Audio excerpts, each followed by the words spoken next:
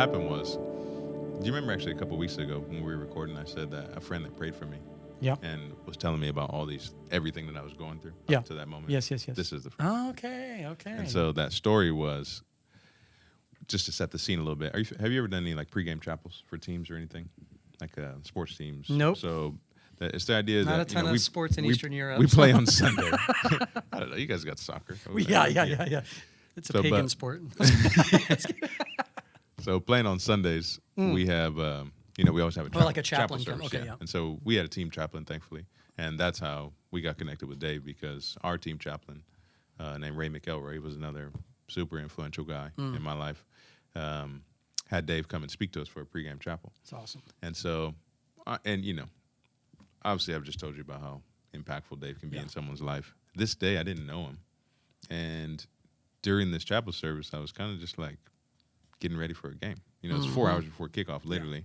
So you're thinking about I can't believe they do going to chapel, going to eat dinner, and then go get ready for the game. And so we're in the hotel, and just so you can see how the room is, like, say half the team's 20-some guys, maybe another 10 coaches or something like that. And we're all in the room, and Dave is doing his thing, and I'm just kind of sitting in a hotel conference room, listening, thinking about the game. And at some point during the middle of it, I remember I get like my eyes start to fill up, and I'm like, what is going on?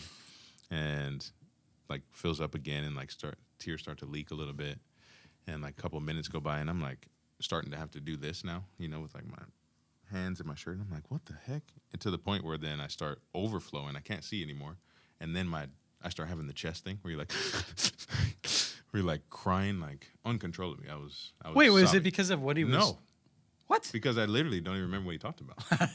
Right? So it wasn't Don't like, say that when he's on. yeah, right.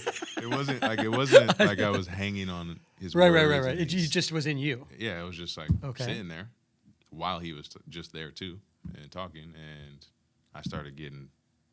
I was just overwhelmed by something. I was uncontrollably weeping. Whoa. And by myself. And mind you, I'm like, this is not okay because I'm a starting linebacker. Right. You I got to can't go be hit balling. people.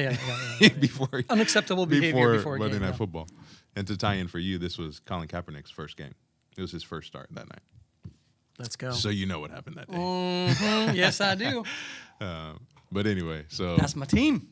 I sort of wrapped myself together damn. as best I could. And so at the end, usually we will just single file. Everybody will thank the presenter for chapel. Okay. And so we all go in the middle, and I wait my turn to say thanks to Dave. And he goes, or he's, sitting there, and I go shake his hand. And I'm like, thank you for coming.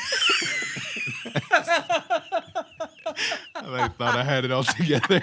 And Voice goes, all of a sudden, I'm on his shoulder, like, doing everything. And he goes, and the coolest, like, you can see how cool this guy is. Yeah. He just goes, hey, man, why don't we pray for you?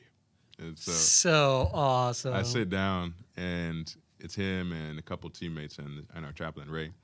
And he starts praying for me. And he literally begins to tell me No way. what was like the weight in my life since who knows when. It was things about doubting myself, like I said the other time, just, doubting who I was and where I was and why I was there. Open your mouth was one of the things that he's, still rings in my mind to this day. It's like, God is going to want you to start to, or people are going to start wanting to know what's on your mind, and you're going to need to open your mouth and say it. And like I was saying, it was crucial because that was the end of the season, my last year in Chicago.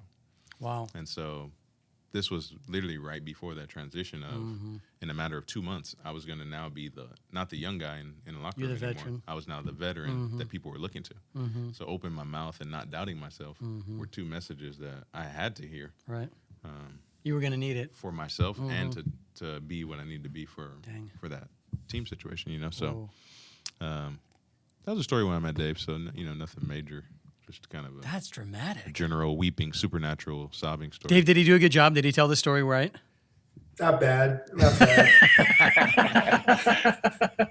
He probably said some other really wise things. I don't know what else. No. He did a good job. It was funny because, the mindset going into that game, everybody's just getting ready, like he said. But then to see Nick just lose it was really special too. Yeah. I think it affected. I think it was Brandon Marshall. I think he was there. Yeah, and Kellen too. Kellen Davis was there. Yeah, Kellen Davis, and then the quarterback, the white quarter. Yeah, your boy Josh. Oh yeah, Josh McGowan. Yeah. So we were all like huddled there, like, you know, and just praying, and it was just a spiritual moment. I thought for sure they were going to win, but you know, that was the sad thing. They didn't win, but they won, and it was interesting. It's Colin Kaepernick. I didn't think about that. That was his first game. He plays such a pivotal role in today's movement.